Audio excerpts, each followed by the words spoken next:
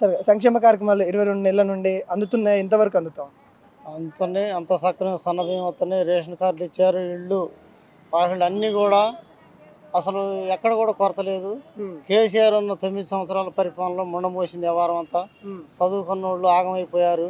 వాడి ఇంటికి 2 ఉద్యోగాలన్నా 3 ఉద్యోగాలన్నా తాగుబోతే వ్యవహారం చేసి ఉద్యోగాలు ఇలే పాడేలేదు. మళ్ళీ ఉన్న ఉద్యోగస్తులకి 3 సంవత్సరాలు పెంచిండు. వీళ్ళందరినీ బడ్లని యదవం చేసిండు. వాడు కుటుంబ పరిపాలనే తప్ప ఏం లేదు. కాంగ్రెస్ పరిపాలనలోనే ఎవరికైనా పేదోడికి న్యాయం జరగాలన్నా కావాలన్నా పేదోడి వల్ల ఇది. కానీ ఎవడు కూడా పేదోడు అనేవాడు ఎట్టి పరిస్థితుల్లో కూడా కరువు వచ్చినా ఏదొచ్చినా కానీ ఒక ఇల్లు గూడు అనేది నీడ అనేది ఉంటుందంటే అది ఇంద్రమ్మ పరిపాలనలోనే జరుగుతుంది. కాంగ్రెస్ పరిపాలనలోనే తప్ప ఎక్కడ కూడా అవకాశం లేదు.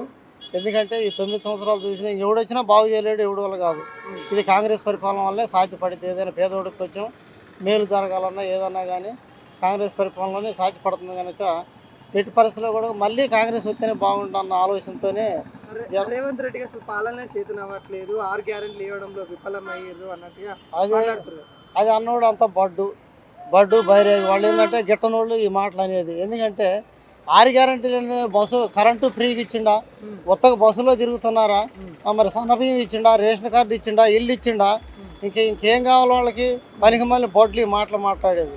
వాడు దళిత బంధు అండో 3 ఎకరాలు అండో పేద సీఎం అండో అదండి ఇదండో వాడు ఇచ్చింది ఏమీ లేదు కేసీఆర్ గారు. మరి ఇక్కడ చూస్తే అందరికీ న్యాయంగానే ఉంది వాస్తవంగా చెప్పాలంటే. మీ ఎమ్మెల్యే గారు ఎలా ఉంటారు? రామదాస్ నాయక్ గారు పర్లేదు, ఆయన సురిగినే పని చేస్తాడు. కాకపోతే వేరే ఉన్న దరిద్రం ఏంటంటే ఈ రింగ్ రోడ్ అక్కడ బాగుపడలేదు. ఆ కూరగాయల మార్కెట్ అవన్నీ కొద్దిగా సక్రమంగా లేవు. కొద్దిగా మున్సిపాలిటీలో సరి చేసుకోవాల్సిన ఫండ్స్ ఉన్నాయి. కాకపోతే ఏంటంటే పనులు జరగట్లేదు. మరి దానికి ముందుకు రావట్లేదు ఎవరు కూడా. సరే దాన్ని సక్రమంగా చేస్తే మున్సిపాలిటీలో ఎట్టి పరిస్థితుల్లో కూడా అది డెవలపింగ్ చేసుకుంటేనే మంచిది.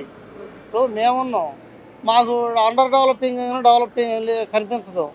మా పిల్లల తరంకి వచ్చైనా కానీ కనీసం డెవలప్ అయితే మంచిగా ఉంటుందని చెప్పేసి. అంటే ఇప్పుడు కేసీఆర్ పరిపాలనలో అవినీతి జరిగిందనేది అనేక చెప్తా ఉన్నారు. కాళేశ్వరంలో ఇవన్నీ నమ్ముతూ ఉన్నారా? ఆ కాళేశ్వరం ఎవడికి కావాలా?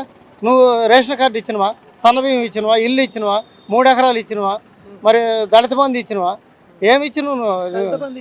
రైతు బంధు ఇచ్చినవు, ఎవడికి ఇచ్చినవు? గుట్లో పొట్లో చెట్లు ఇళ్ల ప్లాట్లకు వాటికి ఇచ్చినవు, లక్షల కోట్లు తగలబెట్టినవు. ఇప్పుడు పేదోడికి 1 లక్ష రూపాయలు లోన్ ఇచ్చినవా? ఇప్పుడు నేనున్నా కటింగ్ షాప్ పెట్టుకోవాలా, నాకు ఒక 50,000 ఏమో లోన్ ఇచ్చినవా? ఇవ్వలేదు కదా. ఉన్నోడిని బాగు చేసిన తప్ప ఎవడికి లేదు కదా. అది అక్కడ ఉంది బిల్డింగ్ కట్టిండు హాస్పిటల్, 300 ఎకరం ఉంది. 300 ఎకరం వాడికి ఇంకా 3 లక్షల కోట్ల ఎకరాలు ఇచ్చిన అది హాస్పిటల్ కట్టుకోవడానికి అవి ఇచ్చిన. మాకేం పేదోడికి ఏమి ఇచ్చిన?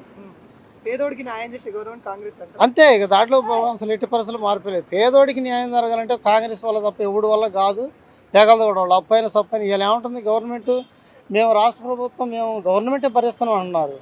అయితే ఇంకోటి ఏంటంటే పేదోడికి కావాల్సింది ఇంకోటి ఉంది. ఉచిత విద్య వైద్యం అనేది అది అందుబాటులో అందరికీ ఉండాలే కానీ అది సాధ్యపడదు. ఎందుకంటే కొంతమేరకు అంతా గవర్నమెంట్ భరించలేదు. ఎందుకంటే మరి మనం ఏం చేస్తాం సోమరిపోతులుగా. ఇప్పుడు మీరున్నారు, మీ తిప్పలు మీరు పడుతున్నారు, సపోజ్ చెబుతున్నా. మీకు ఎంతో ఒకంత సమకూరాలి కదా. దానికోసం ఎవడైనా కానీ hard work always face but I money depend on your others. కష్టించి పనిచేయడం ప్రతి ఒక్కడు వరం అనుకోవాలి తప్ప మరి తిని తాగి చేసి వాడు కేసీఆర్ కూడా తాగుబోతులు చేసిండు. మొత్తాన్ని కూడా తాగంటారు, తినంటారా, చేయంటారా, ఇదే పని వాడు ఏం చేసిండు? ఏమీ చేయలేదు. వాడు ఏమీ చేయకపోగా మళ్ళీ అప్పుల పాలు చేసి 14 లక్షల కోట్లు మిగిలిపడి ఉన్న తెలంగాణలో చివరికి వచ్చేసరికి 2 లక్షల కోట్లు అప్పు చేసి దారిని పడితే ఇంకటి ఎవడు తెరవాలా? నీ నెత్తి మీద సగం పడదు, నా నెత్తి మీద సగం పడదు. ఎవడు ఎన్ని ఎట్లా తెలంగాణ తీసుకోవడం కష్టమవుతుంది. ఏమీ ఇవ్వట్లేదు, చేయట్లేదు. ఇప్పుడు కాంగ్రెస్ పరిపాలన అయితే బెస్ట్ అబ్బా.